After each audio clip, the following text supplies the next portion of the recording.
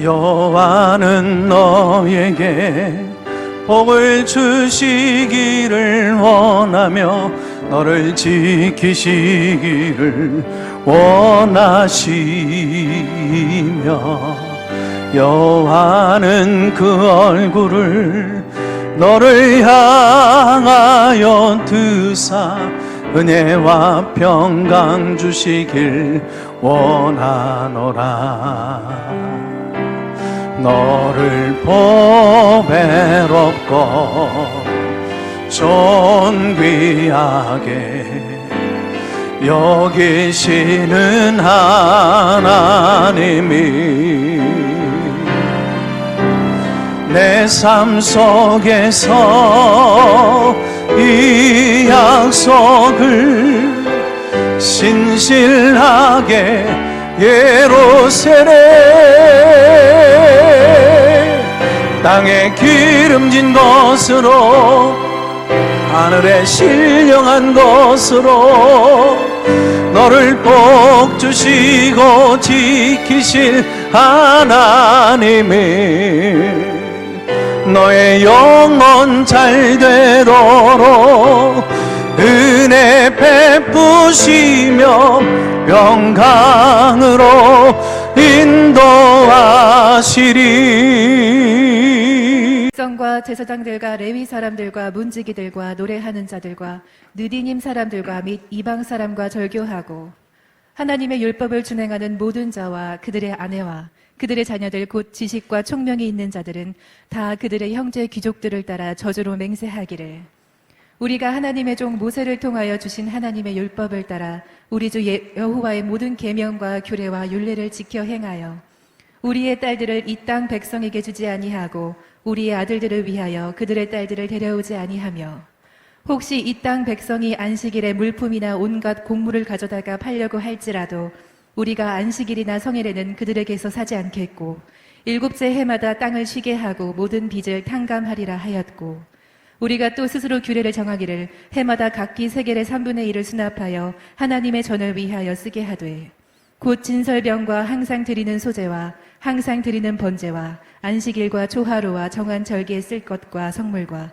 이스라엘을 위하는 속죄제와 우리 하나님의 전의 모든 일을 위하여 쓰게 하였고 또 우리 제사장들과 레위 사람들과 백성들이 제비 뽑아 각기 종족대로 해마다 정한 시기에 나무를 우리 하나님의 전에 바쳐 율법에 기록한 대로 우리 하나님 여호와의 제단에 사르게 하였고 해마다 우리 토지 소산의 만물과 각종 과목의 첫 열매를 여호와의 전에 드리기로 하였고 또 우리의 맏 아들들과 가축의 처음 난 것과 소와 양의 처음 난 것을 율법에 기록된 대로 우리 하나님의 전으로 가져다가 우리 하나님의 전에서 섬기는 제사장들에게 주고 또 처음 익은 밀의 가루와 거제물과 각종 과목의 열매와 새 포도주와 기름을 제사장들에게로 가져다가 우리 하나님의 전에 여러 방에 두고 또 우리 산물의 11조를 레위 사람들에게 주리라 하였나니 이 레위 사람들은 우리의 모든 성읍에서 산물의 11조를 받는 자임이며 레위 사람들이 11조를 받을 때에는 아론의 자손 제사장 한 사람이 함께 있을 것이요 레위 사람들은 그 11조의 10분의 1을 가져다가 우리 하나님의 전 곳간의 여러 방에 두되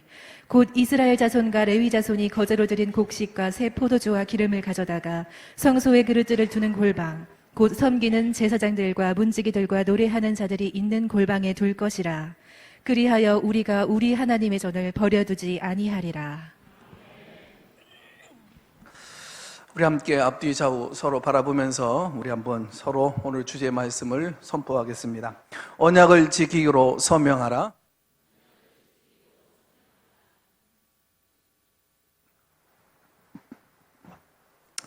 저는 어린 시절 초등학교 4학년 때부터 교회를 다녔고 그때부터 줄곧 저의 꿈은 목사가 되는 일이었습니다.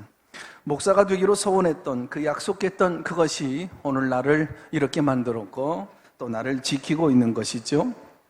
하나님 앞에서의 언약 그리고 그 약속이라고 하는 것이 이렇게 큰 힘이 있습니다. 오늘 설교의 제목이 언약을 지키기로 서약하라 라는 말씀입니다. 지난주일 느헤미야 9장을 본문으로 한 이 말씀의 제목을 여러분이 기억하십니까? 주여 다시는 무너지도록 내버려 두지 않겠습니다 라고 였습니다. 9장 마지막 절 38절에 보면 우리가 하나님 앞에 이제 견고한 언약을 세우겠습니다 하고 이 백성의 대표자들이 인봉, 즉 이 도장을 찍었죠. 요즘 말로 말하면 이제 서명을 했다, 사인을 했다 이런 얘기입니다. 그리고 이제 10장의 문이 열려지면 그 인봉한 자들, 그 사인한 사람들의 그 명단이 나옵니다. 그 서명한 사람들의 그 이름들은 그 하나님 앞에 회개하고 언약한 신앙의 용사들이었습니다. 이 사람들은 인봉하면서 이제 서약하면서 자신의 이름들이 이 오고 오는 그 세대에 특별히 하나님 말씀 위에 이름이 새겨질 것이라고는 추워도 생각을 해보지 못한 사람들이었습니다. 그러나 그 거룩한 그 결단이 성경에 기록이 되어졌고 하나님께서는 영원히 그들의 이름을 기억하는 이름이 되어지게 된 거죠. 이제 10장 문이 열려지죠. 1절부터 27절에 총 서명한 사람들의 84명의 이름이 나옵니다. 그 서명한 첫 번째 이름이 바로 느헤미야입니다. 언제나 보면 지도자들이 앞장서서 서명을 하는 거죠. 1절로 8절에는 제사장들의 이름이 나오고 9절로 13절엔 레위 지파 사람들이 나오고 14절서부터 27절엔 백성의 두령들의 이름이 나와요. 회개하고 서명한 사람들의 이름이 나열되어진 거죠. 회개라고 하는 것은요, 단순히 감정만을 의미하지 않습니다. 지난 과거에서 완전히 돌이키는 것, 돌아서는 것을 얘기합니다. 그래서 회개란 구체적인 결단이요, 행동이요, 실천이 되는 것입니다. 오늘 이 10장 본문은 바로 그 결단에 온 백성이 인봉하는 사건이에요. 여기 인봉이라고 하는 것은 도장을 찍어서 보관한다, 그런 뜻이 있습니다. 우리네 사람들은 이렇게 도장을 찍죠. 그런데 이 서양 사람들은 보통 서명 혹은 사인을 합니다. 오늘 성경의 본문 느헤미야 시대에 이 사람들은 진흙으로 도장을 만들어서 거기에 이름을 새겨요. 그리고 구워요. 그리고 도장을 찍습니다. 2사람, 3사람이 함께 도장을 찍은 다음에 이제 진흙으로 다시 도장을 묶어요. 그 중에 도장 하나라도 빼면 그 진흙이 이제 깨져버리겠죠? 그처럼 이 약속이 틀어지게 되어지면 우리는 깨져도 좋다, 우리는 죽어도 좋다, 그런 얘기예요. 이것이 바로 본문 29절 저주로 맹세하기입니다. 구약의 성민들은요, 하나님하고 약속할 때, 언약을 할 때 늘 양을 잡았어요. 각을 뜨고 조각을 냅니다. 2 조각을 내서 그 사이로 이렇게 길을 만들어요. 그 사이로 지나가는 겁니다. 제가 만약에 이 약속과 언약을 어기게 되어지면 이 한 마리의 짐승처럼 내가 쪼개져도 좋습니다 라고 하는 뜻, 바로 29절 저주로 맹세하기입니다. 도장을 찍는다, 도장 찍는다. 이 신학에서 인치심이라고 하는 것은 구원론에서 굉장히 중요한 주제예요. 바로 성령님은 내게 인을 쳐주시는 거예요. 내게 인을 쳐셔서 너는 내 자녀다, 너는 구원받은 내 백성이다, 확증을 하시는 것입니다. 하나님은 인을 치셔서 악한 마귀가, 또 세상의 악한 영들이 나를 넘보지 못하도록, 그렇게 가까이 오지 못하도록 보호해 주시는 것인 줄로 믿습니다. 인을 치셔서 내가 오늘 만약에 하나님의 부름을 받는다 할지라도, 내 인생의 마지막이 된다고 할지라도, 내가 천국문 앞에 섰을 때에 그저 천국문이 척척척척 열려지게 되는 것을 말하는 거죠. 이게 바로 인치심, 인치심을 받는다, 그런 뜻입니다. 성령의 인치심은 우리가 하나님의 자녀요, 하나님의 소유임을 보증, 확증시켜 주시는 거예요. 내 영혼에 인을 치셨다, 황순영은 내 것이다, 내 자녀다, 그 얘기입니다. 하나님께서 한번 인을 치시면 이 보증을 깨트릴 자가 없는 거예요. 하늘의 천사도 깨트릴 수가 없습니다. 악한 마귀, 권세자들도 이 보증을 깨트릴 수가 없게 되어지는 것입니다. 이 세상에 그 누구 무엇도 이 인치심을 깨트릴 수 없는 것, 바로 이게 인치심이에요. 바로 구원의 안전 보장입니다. 내가 인치심을 받았다는 것을 어떻게 알 수 있을까요? 성령님이 내게 인을 치시면은요, 따라서 볼까요? 예수님이 저절로 믿어진다. 예수님이 나의 구세주요, 또 주님이심이 그냥 저절로 믿어지는 거예요. 예수님이 그리스도이심이 믿어지는 것입니다. 하나님이 우리 아버지임을 알게 되어지는 거예요. 그래서 하나님을 향하여 아버지, 아버지라고 부르게 되어지는데도 조금도 어색하게 되어지지가 않아요. 왜요? 진짜 우리 아버지가 되어졌기 때문에 그렇습니다. 교회는 주님의 몸이라는 걸 알게 되어져요. 나는 그 교회의 지체가 된 것이죠. 그래서 이 세상에 살면서 교회가 소중하게 여겨지게 되어지는 겁니다. 세상의 어떤 공동체보다도 이 교회라고 하는 이 공동체가 존귀하게 여겨지게 되어지는 거지요. 여러분이 예수님이 믿어진다고 한다면, 하나님이 나의 아버지가 되심을 믿어지게 되어졌다면, 이 교회가 주님의 몸이요, 내가 그 몸의 지체가 되어진 것이 믿어진다고 한다면, 오늘 여러분은 인치심을 받게 되어졌는 줄로 믿습니다. 오늘 이 본문은요, 견고한 언약을 세워 기록하고 내 편에서 사람 편에서 하나님에게 도장을 찍어서 약속하는 장면이에요. 그래서 10장 문이 열려지면은요, 앞에 부분에는 인봉한 자들, 그 서명한 사람들의 이름이 나와요. 그 뒷부분에는 무엇을 기록하고 도장을 찍었느냐, 이 내용들이 나옵니다.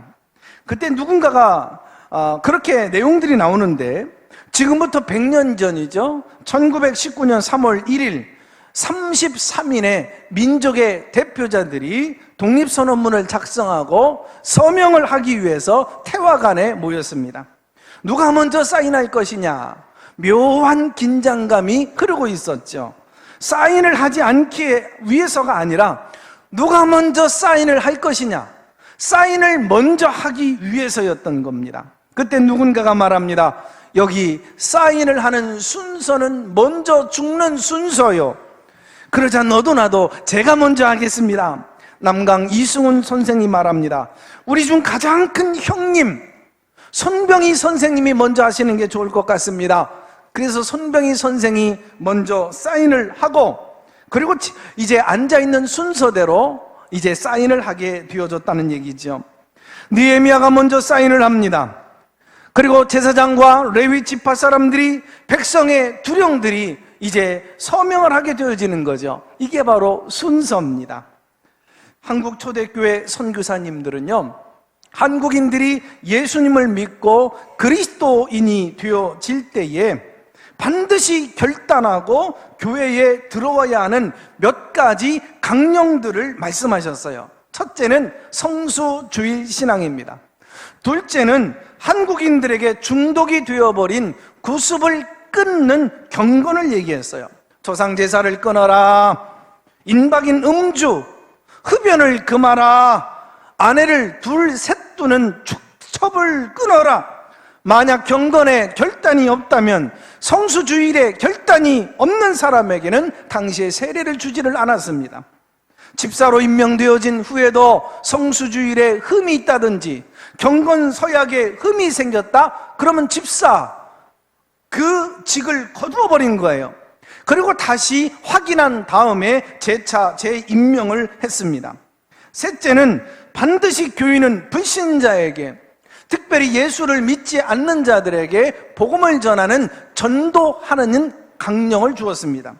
네 번째로는 장사를 하든 농사를 짓든 품팔이를 하든 머슴살이를 하든 반드시 11조를 봉헌하도록 하게 했습니다. 오늘 이 느헤미야의 본문의 이 언약과 얼마나 정확하게 일치하고 있는지 몰라요. 우리나라 1970년대만 하더라도요, 우리 교회 모든 성도님들은 이걸 지켜야만 합니다 라고 하는 생활 강령, 그리고 신앙생활의 지침이라는 게 있었어요. 첫째는 복음적인 신앙입니다. 반드시 복음을 받아들이고 구원의 확신을 가져야 된다. 그리고 복음을 전하면서 살아야 된다라고 하는 내용이에요. 두 번째로는 경건의 삶입니다. 그래서 장로회 신학대학의 모토가 학문과 경건이지요. 세 번째로는 에큐메니칼입니다. 교회 일치운동이죠. 세상의 모든 교회를 하나님을 사랑하고 섬기는 교회로 인정해야 된다. 우리 교회를 사랑할 뿐만 아니라 다른 교회도 하나님을 섬기는 교회로 존중해야 된다는 얘기죠. 세상의 그 어떤 교회도 우리 교회만 잘났다 자랑해서는 안 된다는 거예요. 그 교회가 큰 교회든 작은 교회든 불문하고 교회를 존중히 여겨야 된다라고 말하고 있어요. 네 번째로는 섬김의 삶입니다. 가정 안에서도 교회 안에서도 섬김의 자리가 있어야 된다는 얘기예요. 세상 어디에 살든지 간에 그리스도인들은 세상을 섬기면서 살아야 된다라고 하는 생활 지침이었습니다. 자, 오늘 좀 더 본문을 살펴보도록 하죠. 자, 이 느헤미야와 백성들이 서약하고 서명한 첫 번째 거룩한 언약이 뭘까요? 이제 10장 28절로 30절에 나옵니다. 자, 오늘 이 28절로 30절의 내용을 보게 되어지면 이방인들과 혼인하지 않겠습니다. 가정의 전통을 거룩하게 지켜내겠습니다. 신앙 공동체를 지키겠습니다. 이제 믿음을 계대하면서 살겠습니다 라고 하는 그 서약을 하죠. 여러분, 느헤미야 시대 때에 이제 이방인들과의 결혼에 문제가 되어졌을까요? 국제 결혼하지 말라는 걸까요? 그러면 지금 지구촌 시대에 살고 있는 우리들은 도대체 어떻게 해야 된다는 얘기입니까? 말라기서 2장 11절에 보면 유대인들이 이방인들과 결혼하는 것은 단순히 국제 결혼을 얘기하는 것이 아니라 이방신을 믿는 사람과 결혼을 얘기하는 것을 말하는 것입니다. 그래서 이것을 금한다 그런 얘기예요. 그러니까 국제 결혼의 문제가 아니고 이것은 신앙의 문제더라라고 하는 거지요. 삼손이나 솔로몬, 아합 왕이 이방신을 믿는 여인들과 결혼함으로 그들이 망했잖아요. 느헤미야 시대 때에도 포로로 끌려가서 그 이방인들과 피를 섞고 결혼함으로 말미암아 음란한 문화가 유대인들 사회에 들어오게 된 거예요. 물질 중심 문화, 우상 숭배가 횡행하게 되어진 것입니다. 여러분, 히브인들이 생각하는 가정과 이방인들이 생각하는 그 가정이 당시 차원이 달랐어요. 이방인들은 가정이 출세하는 자리요, 그리고 성공하는 자리요, 먹고 자는 자리입니다. 그러나 히브리인들은 하나님이 우리를 불러주셨다, 하나님이 선택받은 백성, 민족이라고 하는 그 믿음, 복의 근원이, 그리고 말씀이 피를 타고 내 자손에게 흘러내려가게 하는 그 장소가 바로 가정이다, 그 얘기예요. 교육의 방법이 달랐습니다. 히브리 있던 분들은 교육은 성경이에요. 하나님의 말씀이에요. 하나님을 가르치는 것이 그들에게 교육의 전부였습니다. 오늘이요, 교인들 가운데도 꽤나 신앙이 좋다 생각하시는 분들 가운데도 다른 것은 다 순종을 하는데 자녀들의 결혼 문제만큼은 세상 사람들의 가치관 같이 똑같이 생각하실 때가 흔히 있는 것 같아요. 목사님, 내 딸, 내 아들 이제 성인이 되어지고 장성해져서 이제 시집장가 가야 되겠는데 배우자를 위해서 좀 기도해 주세요. 어떤 배우자를 원하세요? 그러면 하나같이 똑같은 얘기를 해요. 믿음이 좋으면 되지요, 뭐. 품성 좋으면 되는 거지요. 나는 처음엔 그 말을 진짜 믿었어요.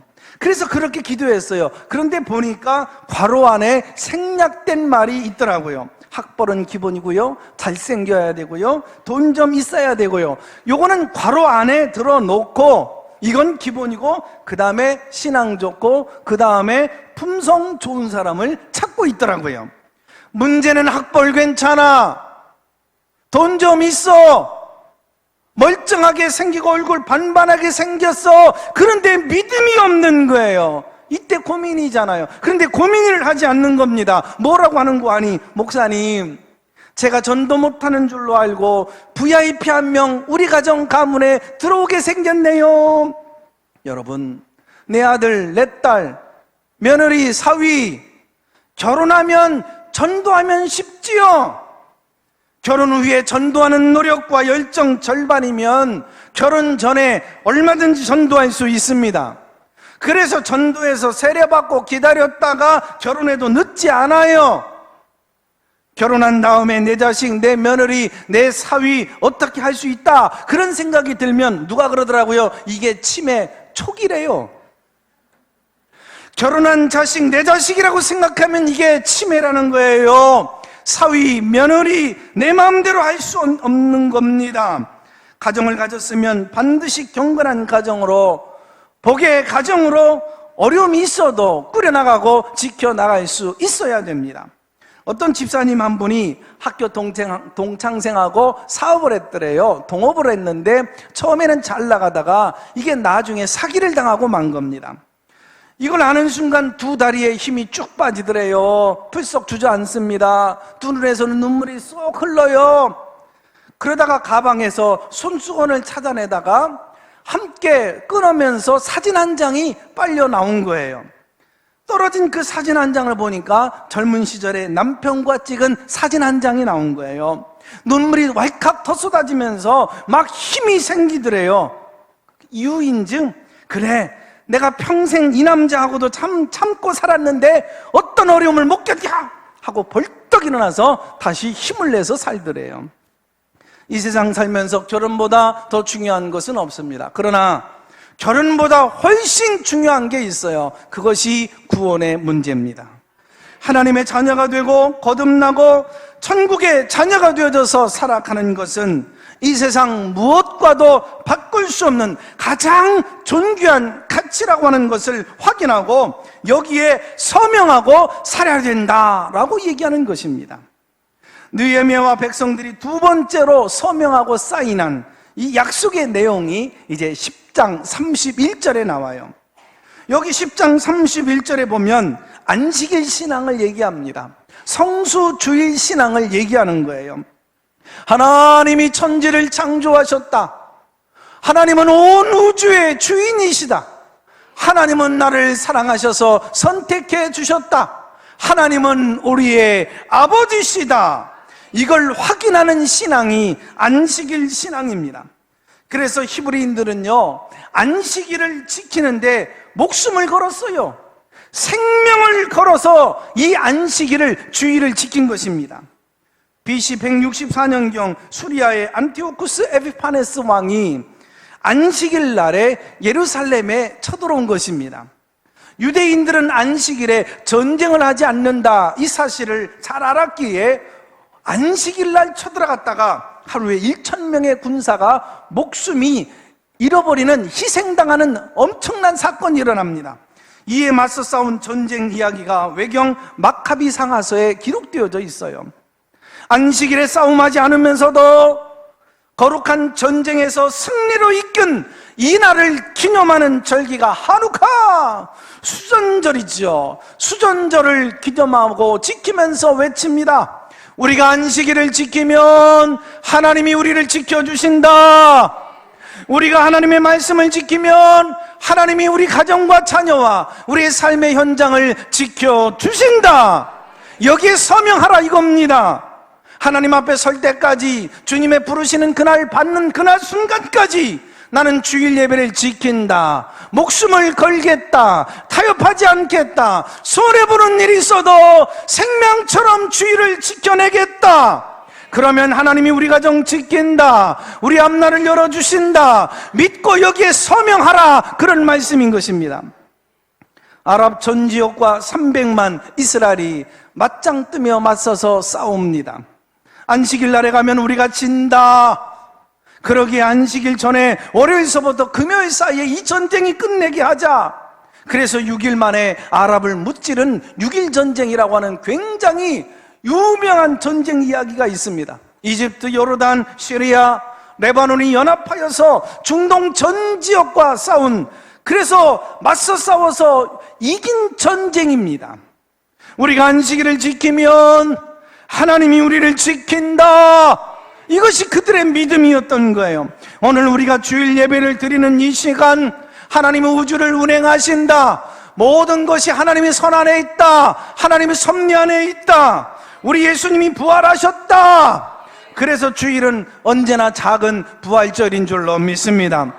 주일이 어떤 날일까요? 그치는 날이에요. 그치는 날.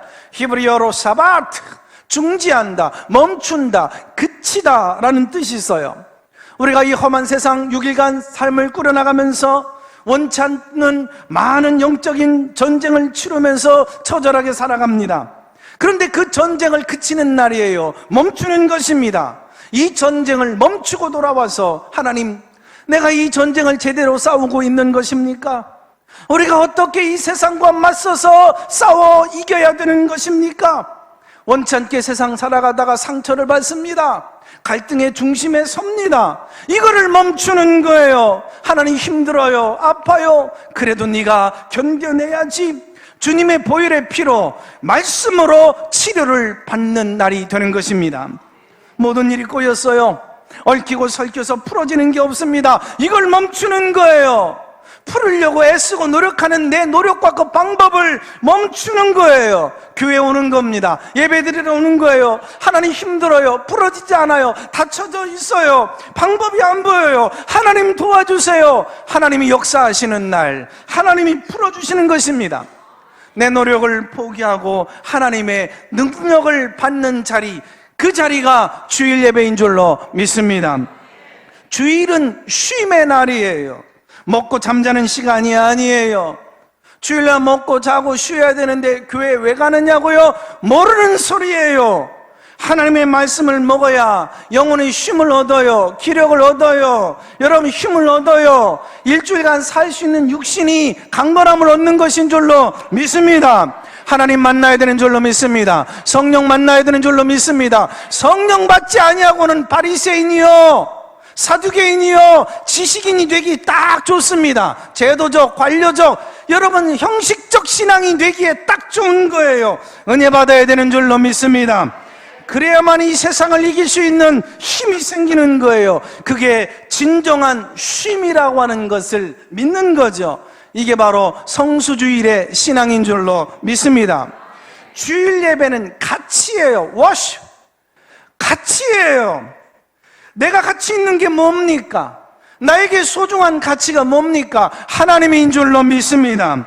이 세상에 소중한 건 많지만 하나님은 내 인생에 가장 소중한 가치가 되어지는 줄로 믿습니다.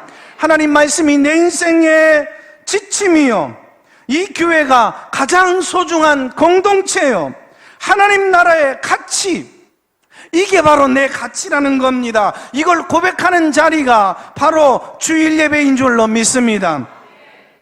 40여 년 전에 지미 카터 대통령이 우리나라를 방문한 적이 있습니다. 스케줄을 잡는데 주일날에는 스케줄을 잡지를 않는 거예요. 그래서 대통령님, 주일 스케줄을 어떻게 할까요? 나는 주일 스케줄이 이미 잡혀 있습니다. 예배하는 것이 내 스케줄입니다. 한국에서도 예배해야죠. 내가 침례교인이니 침례교회 한번 알아봐 주시죠 해서 여의도 침례교회 그 예배를 드렸다는 거예요. 그래서 그 교회가 이락 유명한 교회가 되었습니다. 제가 미국을 부러워하는 이유 한 가지가 있는 거예요. 초대 대통령 조지 워싱턴은 혁명 전쟁 중에도 주일 예배를 못 드린 적이 없다는 거예요. 에이브러함 링컨 남북 전쟁 중에도 주일은 반드시 전쟁을 멈추고 예배를 드리고 기도를 하고 흑인 노인 해방 전쟁을 잘 치렀다는 겁니다. 윌슨 대통령도 제1차 세계대전을 치르면서 군인들로 하여금 주일에는 반드시 교회에 나가서 예배를 드리고 기도를 드리라 권면을 했다는 거예요.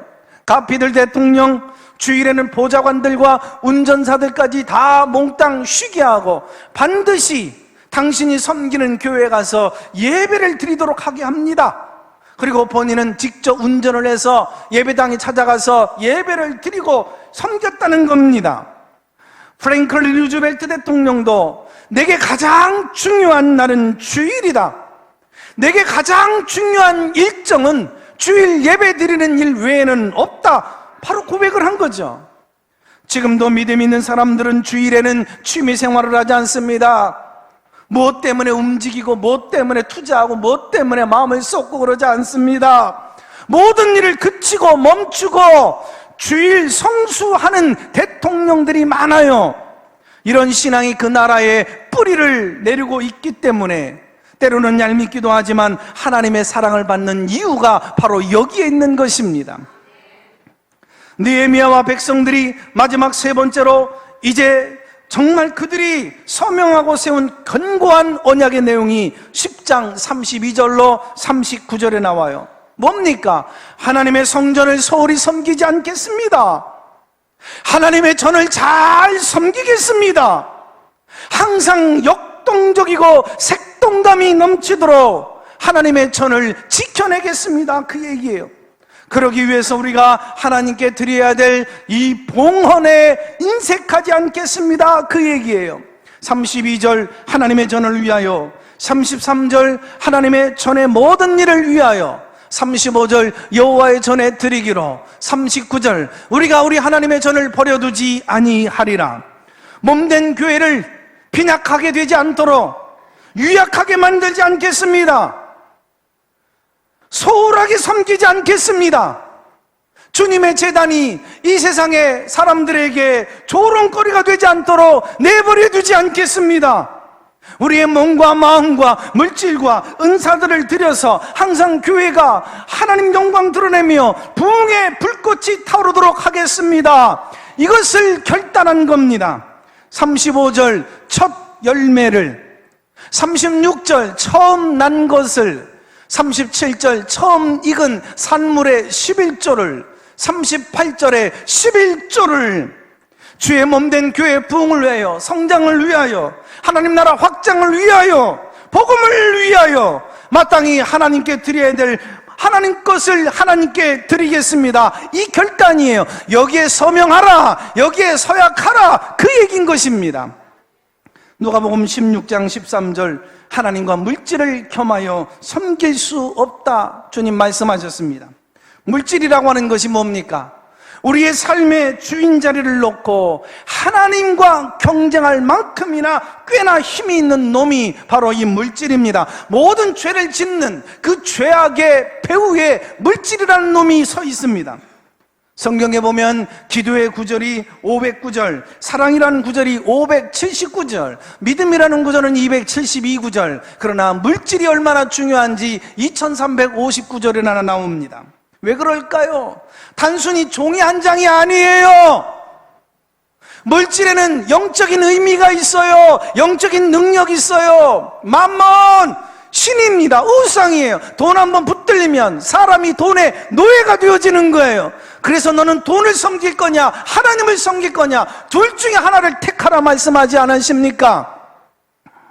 네가 하나님의 자녀가 되었으면 네 인생을 다스리고 주관하는 자가 누구냐, 그 얘기입니다. 이 세상이 아니고 물질이 아니고 내 인생의 주인은 하나님이신 줄로 믿습니다. 이걸 고백하는 바로메타가 물질이에요.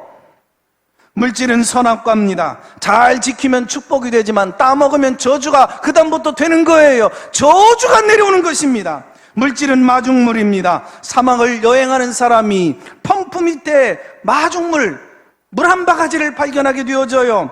홀짝거리고 갈증난다고 마셔버리면 그 다음부터는 물이 없어요. 다른 사람이, 가족들이 먹을 물이 없어서 여러분 고통당하게 되는 거예요. 그건 먹는 게 아닙니다. 펌프에다가 부어서 펌프질을 하는 겁니다. 그러면 생수가 올라와요. 그런 다음에 반드시 마중물을 한 번 더 떠서 여러분 그 자리를 놓고 떠나가는 게 인생이에요. 당연한 거죠. 물질은 씨앗입니다. 아무리 먹을 게 없어도 배고파도 절대로 농부는 씨앗을 활용하지 않습니다. 씨앗을 삶아 먹는 사람이 없는 거예요. 하나님 앞에 드리는 봉헌이 이렇게도 중요한 것입니다.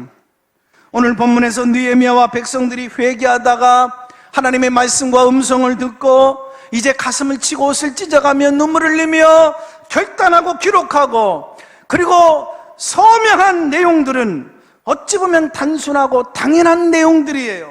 우리가 하나님으로부터 이제 복의 근원 가문으로 믿음을 받았다고 한다면 내뿐만 아니라 내 자녀들 후대들까지도 내 대해서 믿음이 끊어지지 않도록 계속해서 계대하면서 살겠습니다. 당연한 일이죠. 반드시 내 자녀들에게 말씀을 가르치고 믿음을 계대하면서 살겠습니다. 당연한 일 아닙니까? 하나님, 우리가 하나님 앞에 예배를 지키면 하나님이 우리를 지켜주실 줄로 믿어요. 하나님 만나는 것, 예배 드리는 것, 말씀 듣는 것 타협하지 않겠습니다. 이것 타협하고 어떻게 신앙생활할 수 있습니까? 하나님 앞에 봉헌의 헌신을 게으르지 아니하겠습니다. 하나님 앞에 드리면 하나님 우리에게 돌려주실 줄로 믿습니다. 신앙의 기본이잖아요. 이게 무너지면 신앙생활 안 되는 거예요. 제대로 할 수 없는 거예요. 이게 간단한 것, 이게 바로 메타입니다. 내 신앙, 우리 가정의 신앙, 우리 가문의 뼈다가 잘 지켜지고 있는가? 이게 바로 메타예요. 이게 흔들리잖아요. 우리 가문의 신앙이 흔들릴 수밖에 없는 겁니다. 이게 무너지잖아요. 우리 가문의 신앙이 무너지는 거예요. 집안의 가장 굉장히 중요한 겁니다. 집안의 기둥, 대들보가 무너지면 그 집은 언제든지 무너지는 거예요. 집안의 리더, 여러분 가장의 신앙이 흔들리면 그 자녀들과 그 가문은 흔들릴 수밖에 없고 붕괴될 수 있는 위험에 처하는 것입니다. 나는 교회 중진인데 내 자식들이 주일 예배도 신통치 않아 무너진 겁니다. 오늘 결단하셔야 됩니다. 오늘 본문이 우리에게 주는 메시지 도전이 뭡니까? 결단하고 너 도장 찍고 살자. 이걸 지키겠다고. 오늘 너 서약해라. 오늘 서명해. 오늘 결단해라. 네가 결단하면 내가 너를 도와주마. 할렐루야. 얼마 전에 지방에서 박사원생 공부하는 사람들의 모이는 자리가 있었습니다. 저녁 식사 자리에 참 선배님 가운데 굉장히 유명한 분이기도 하지만 존경받는 분 중에 한 분이기도 하고 이분과 함께 자리를 같이 해서 식사를 했어요. 물어봤습니다. 목사님, 은퇴하셨는데 건강하게 활동하시게 되어져서 참 좋아 보이셔요. 인사드렸더니 황 목사, 난 망했어. 그게 무슨 말씀이세요? 다른 건 다 좋은데 한 세대가 지나가기 전에 우리 교회 그 사찰 집사 가정하고 우리 가정하고 역전당했어. 목사의 자리가 사찰 집사의 자리보다 높다거나 뭐 그런 것은 아니지만 교회에서의 활동의 영향력, 역할은 다르다, 그런 의미시겠죠. 그게 뒤집어졌다, 그런 얘기입니다. 시골 교회니까요, 예배당 곁에 조그만한 사택이 있어서 사찰 집사님이 사셨어요. 교회당 청소를 하고 버스 운행도 하고 뭐 방송 일도 보셔요. 단 한 칸방에 사찰 집사님과 또 그 안에 아이들이 같이 살았어요. 이제 아이들이 학교 갔다 오면 아빠 갔다 왔어요. 그러면 너 먼저 교회당 들어가서 기도하고 손 씻어라. 방 한 칸밖에 없으니까 엄마가 잠자기 전에 기도하죠. 방언으로 줄곧 기도를 한대요. 그러면 이제 엄마 아빠가 빨리 주무셔야 이 아이들이 공부를 할 수 있으니까 엄마가 기도할 때 곁에서 함께 기도한대요. 주무시면 책 한 켠에 책상에 이제 불 켜놓고 공부를 했대요. 아이들이 꽤나 잘 컸대요. 좋은 배우자들을 만나서 상당히 떵떵거리면서 살고 있더랍니다. 한 놈은 교회학교 부장이 되었고 또 한 놈은 이제 성가대에 뭐 총무래요. 그리고 40 중반도 안 됐는데 교회에 중진이 되어서 봉사 열심히 하고서 살아간다는 거예요. 그러면 목사님의 자녀들은 어떻게 되어졌을까? 당연히 신앙생활 잘했겠지요. 그런데 목사님은 내가 목회사역 하느냐고 바쁘고 분주하니까 내 자녀들만큼은 하나님이 지켜주시겠지, 말씀 잘 가르쳐 주시겠지, 기도 가르치는 것, 가치관 가르치는 것, 성수주일 가르치는 것, 11조 가르치는 것 실패했다는 겁니다. 목사님 자녀들 결혼 적당히 하더라 이거예요. 주일날 교회 가는 것 같지가 않대요.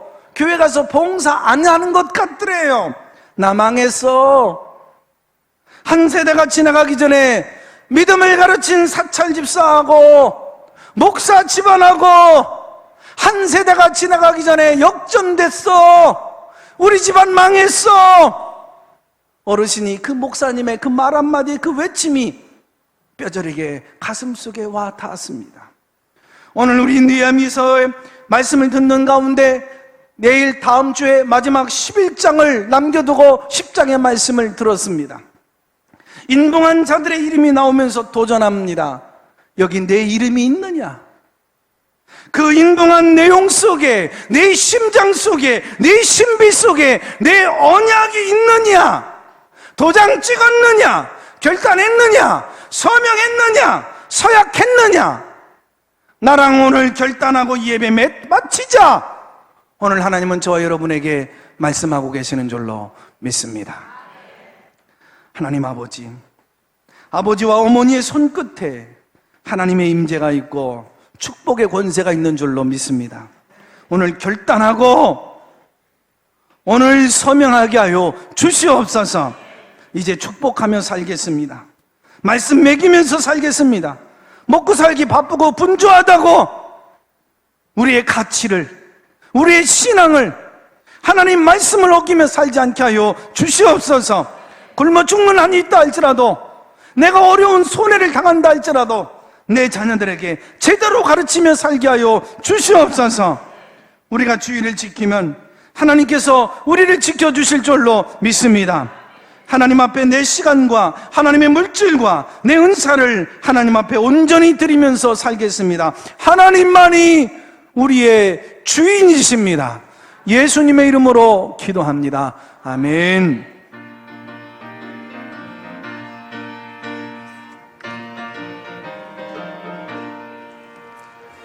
주님 약속하신 말씀 위에서 세상 주를 찬송하리라. 소리 높여 주께 영광 돌리며 약속 믿고 굳게 서리라. 굳게 서리라.